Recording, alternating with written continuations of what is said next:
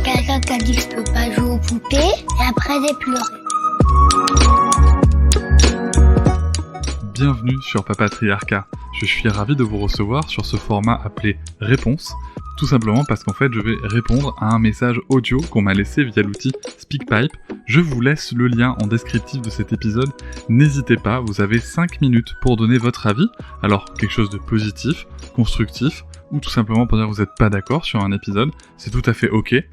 L'idée c'est de pouvoir échanger ensemble avec de la nuance. C'est pour ça que 5 minutes ça permet de construire un argument, et surtout moi de pouvoir vous répondre derrière, afin d'enrichir un petit peu plus le débat que ceux qu'on peut trouver sur les réseaux sociaux.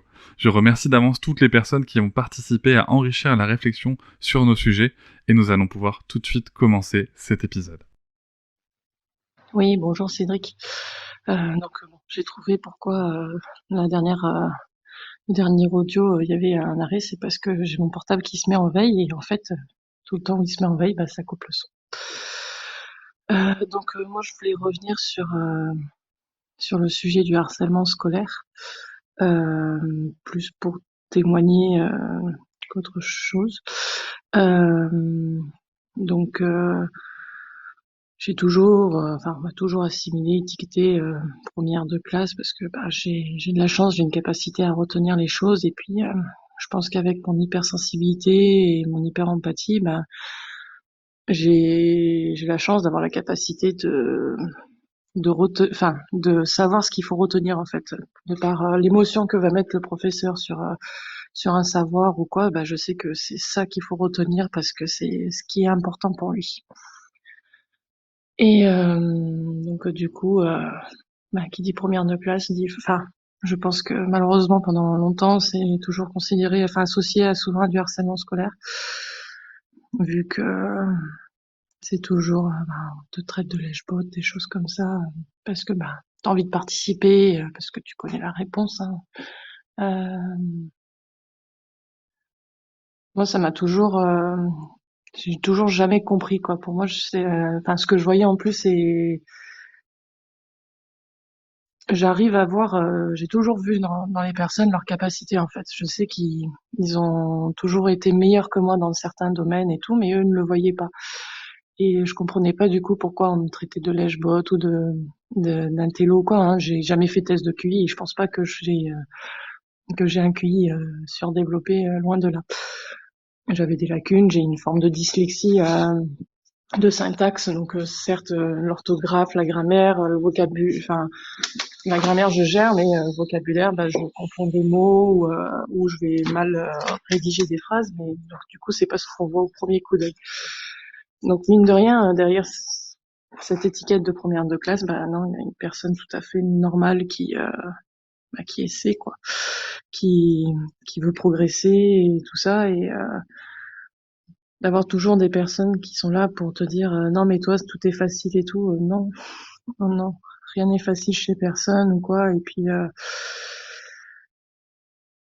puis l'impression d'être l'enfant modèle et tout, que tout va bien chez moi et tout, sans jamais essayer de comprendre ce qui se passe réellement derrière, des parents qui allaient divorcer ou des choses comme ça. Je trouve que c'est bien dommage qu'il y ait toujours cet esprit de compétition à l'école. C'est vraiment chaque fois j'essaie de me battre pour montrer que non, on est là plus pour s'entraider. Je m'en fichais des notes, en fait, j'étais toujours là à vouloir essayer de les aider et tout ça, et je comprenais pas. Et du coup, j'ai eu pas mal de petits traumas qui ont fait que du coup j'avais vachement peur du regard des autres, parce que constamment jugée.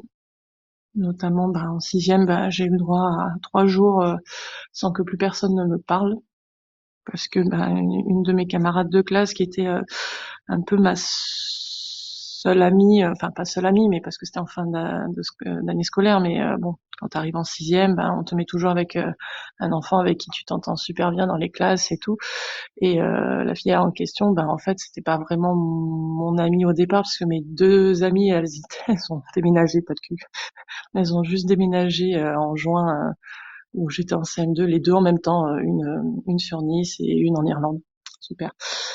Et du coup, je m'étais bien entendue avec cette fille, et sauf qu'à la fin de l'année, elle devait elle aussi déménager. Et je sais pas pourquoi, par jalousie ou quoi, elle a décidé de mettre toute la classe contre moi. Donc heureusement ça n'a pas duré parce que je m'étais fait quand même d'autres amis, mais ouais, 3 jours c'était long et dur, avec toujours ce truc de première de classe qui venait en fond. Et puis s'en est suivi plus tard d'autres petits traumas, pareil où j'avais pas de justification. Je n'ai jamais su pourquoi. Hein. Donc je pense que là c'était par jalousie ou par peur de partir et de vouloir profiter de tout le monde, ou parce qu'elle m'en voulait parce que moi je restais et pas elle. Je sais pas. Chaque fois que je demandais, à chaque fois je n'avais pas de réponse et pour moi c'était très très dur, très très dur. Voilà. Je te souhaite une bonne journée et encore merci pour tout ce que tu fais. Salut Clara, et merci beaucoup pour ta réponse. Merci aussi 2 fois. La première pour répondre et donner ton expérience et ton ressenti, c'est toujours très très précieux. La deuxième, c'est parce que grâce à toi, on a trouvé pourquoi est-ce que des fois ça coupe quand les personnes enregistrent des messages, ce qui fait qu'on doit recommencer. C'est parce que le téléphone se met en veille. Donc merci pour cette information très précieuse aussi. C'est vraiment important de transmettre ce genre de détails techniques qui n'arrivent que dans l'expérimentation et quand on teste les choses. Alors, le truc par rapport à ton témoignage, moi, ce qui m'a vraiment beaucoup marqué, c'est de me dire que ces choses qui ont paru tellement anodines aux adultes et peut-être à d'autres enfants, hein, je ne sais pas, mais en tout cas aux gens de ton entourage, t'ont quand même visiblement profondément marqué. Et ça, je trouve que c'est quelque chose qui est vraiment important. Je repense à la phrase de Louise dans l'épisode, quand elle dit qu'à partir du moment où il y a souffrance, il y a harcèlement. Je trouve que c'est vraiment un point de vue très important et très intéressant, surtout que ça peut marquer pendant des années, voire des dizaines d'années, voire toute une vie. Ce que j'aime beaucoup dans ce que tu nous racontes aussi, c'est que tu es la bonne élève. Alors, bien entendu, il y a plein de bons élèves hein, qui se sont fait harceler pour différentes raisons. Et c'est vrai que ce côté d'être la première de la classe, d'être en fait mis en valorisation parce que tu coches certaines cases que d'autres ne cochent pas forcément.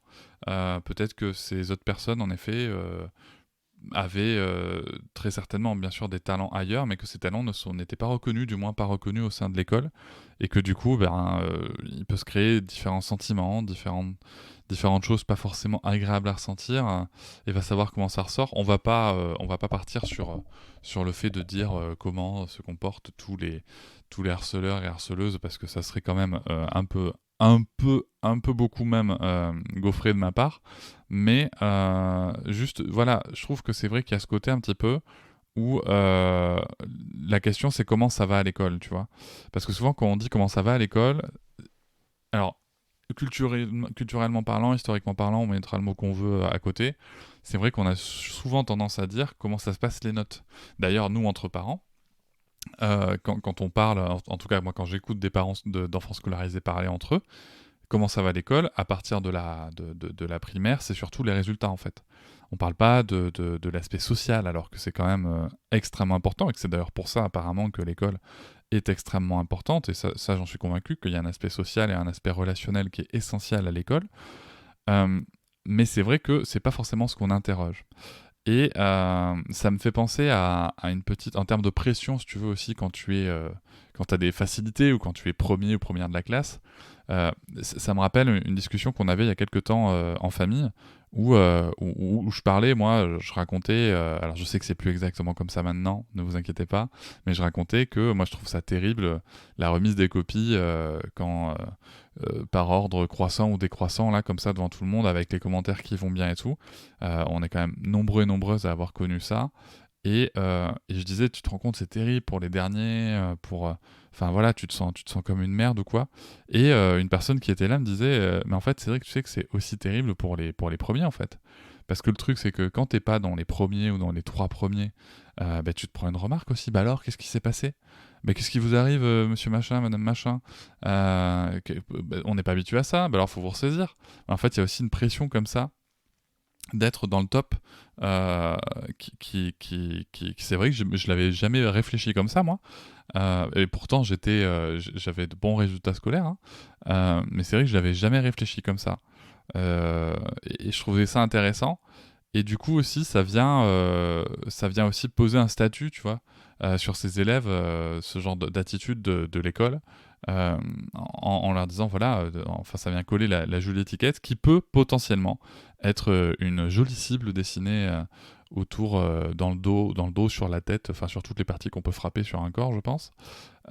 Et bien sûr aussi, parce que la violence n'est pas que physique, mais bien sûr aussi toutes les remarques qui peuvent aller entre les chouchous, entre les machins. Je me rappelle aussi, quand j'étais au lycée, des jeunes filles qui étaient jolies, qui étaient attirantes déjà de une, en tout cas que moi je trouvais attirantes et qui correspondaient à un certain canon de beauté, et qui pouvaient avoir de bons résultats spécifiquement dans une matière et moins dans d'autres, alors que c'est juste qu'en fait elles étaient fortes dans un certain domaine, elles avaient un talent, et elles travaillaient dur. Mais voilà, c'était vas-y, elle couche avec le prof et machin et tout. Au lycée, quoi, je veux dire, c'est quand même assez dur, et c'est vrai que ces choses-là marquent. Ces choses-là marquent, et je te remercie d'en avoir parlé, je te remercie d'avoir raconté cette partie-là de ton vécu, ton témoignage, parce que je pense que c'est important et il faut continuer d'en parler. Il faut continuer de libérer la parole sur ces sujets-là. Et il faut continuer surtout aussi à militer pour que l'école, notamment l'école publique, ait des moyens, que les profs aient des moyens, que les profs aient des formations qu'ils puissent faire, hein, pas sur leur congé, hein, j'entends. Et il faut continuer à militer pour défendre l'école publique, je pense, afin justement que l'environnement soit le plus agréable et safe possible pour tout le monde. Merci beaucoup, Clara. Je vous remercie de m'avoir écouté. Je vous invite à vous abonner, et nous pouvons aussi nous retrouver sur Facebook, Instagram et sur le blog papatriarcat.fr. À bientôt.